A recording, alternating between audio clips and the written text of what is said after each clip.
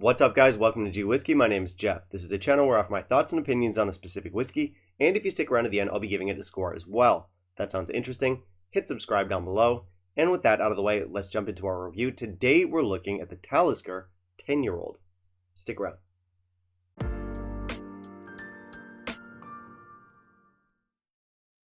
Alright, so we're looking at a classic today. This is one of those whiskeys that I'm kind of surprised I haven't gotten around to reviewing yet. I've had a lot of this stuff over the years, which sounds alcoholic, but no, this is one of those ones that I think most people with a little bit of experience with single malts under the belt will probably have tried this one before. It's super popular. It's one of the most successful island whiskeys, Talisker 10. This one is unique among Diageo products because they actually give us a respectable ABV on this one. It comes in at 45.8%. Very rarely do we get good ABVs from Diageo. Now that is just under 46, and we can argue that it's not quite there. It's close enough. I don't really sweat it. But yeah, this one and pretty much every other Talisker that's available on the market, aside from the 57 North, I believe comes in at the same ABV, and that's a good thing. Now this isn't an old bottle, but I do have an older version of the label here. They rebranded in 2021, and the new label looks like this. But I don't believe there was any change to like the recipe or how they make it. It should be exactly the same stuff in the bottle. Actually, they'd be pretty crazy to change anything around about this stuff. For sure, it's one of Diageo's top-selling products. It's a super successful single malt. Talisker is one of the only distilleries on the Isle of Skye. Up until recently, it was the only one. We now have Talisker and a new one called Tora Vague. Anyway, we don't know too much about the production or the maturation process for this stuff. It is speculated that it's mostly bourbon cask matured with some sherry casks in there as well. Diageo has yet to modernize and offer its consumers a bit of transparency. So until they change, until things become a little bit more clear for the consumer, we're just left guessing. Anyway, I'll try to avoid getting too preachy in this review. It's super easy to rag on Diageo, and they do deserve it. I'm just not in the mood for a rant today. I'd rather just focus on the whiskey for now. So yeah, Talisker 10, it's a staple, it's a superstar, it's a fan favorite. Is it worthy of all the hype?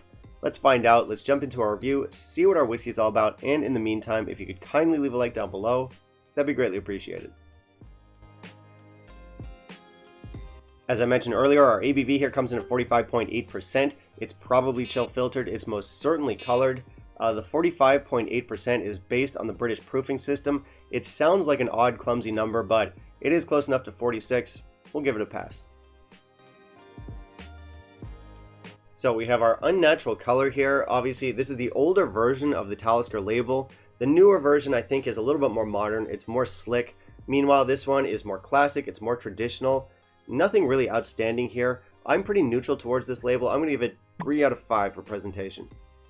And I'll admit the newer bottles are a little bit less elegant, but they have more pop, which I like. It's Diageo, so absolutely nothing here in terms of production information. No tasting notes. Nothing here, really. I did not add water. Let's try our nose. This is a classic Talisker maritime-y nose. Minerals, rocks, gentle smoke in here. Definitely some honey, some caramel, some black pepper. We have raw oysters, we have apricot, and we have lemon lozenges. I love it. Now our palate.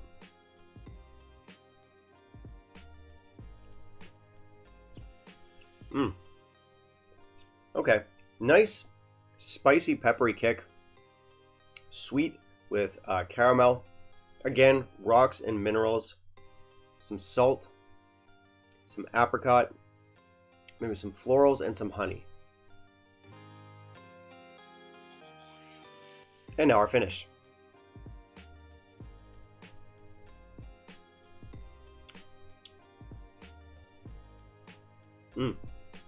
Okay, more drying salt and pepper spices here. Some apricot, lemon cake with vanilla frosting. Some white chocolate, definitely some oranges, and again some very faint smoke. Okay, so this is a classic. It's a lovely whiskey. It's as good as it ever was. And that's one thing I have to commend Talisker for. It's an incredibly consistent whiskey. Honestly, this stuff tastes the same today as it did like 12 years ago when I first tried it. And it's not like a super complex whiskey. It's not going to dazzle you with like depth or nuance, although it's not completely devoid of those things. But now the charm here is from the character. This is a strikingly unique whiskey with its own character, and that's where the hook is. It's the minerals, it's the salt, it's the pepper, we have caramel, we have gentle spices, gentle fruits in here, great flavors, it's balanced, it's interesting, it's an all-around fun whiskey. It's all very effortless, and I suppose it is a bit of a take it or leave it type of profile, but if you like it, you're all in. And you know, it's not like a great whiskey in the sense it's going to like blow your mind. It's not a 90-point plus whiskey, but it is great in the sense of how reliable, available, affordable, and how consistent the quality is with this stuff. I'm sure you could walk into pretty much any liquor store anywhere in the world and find a bottle of Talisker 10 for a reasonable price. So obviously I do like this one a lot. I'm going to say it's one of the best of Diageo's classic malts of Scotland range. I'm going to score this one an 87. And that might be a little bit low considering how much I've been talking it up throughout the review.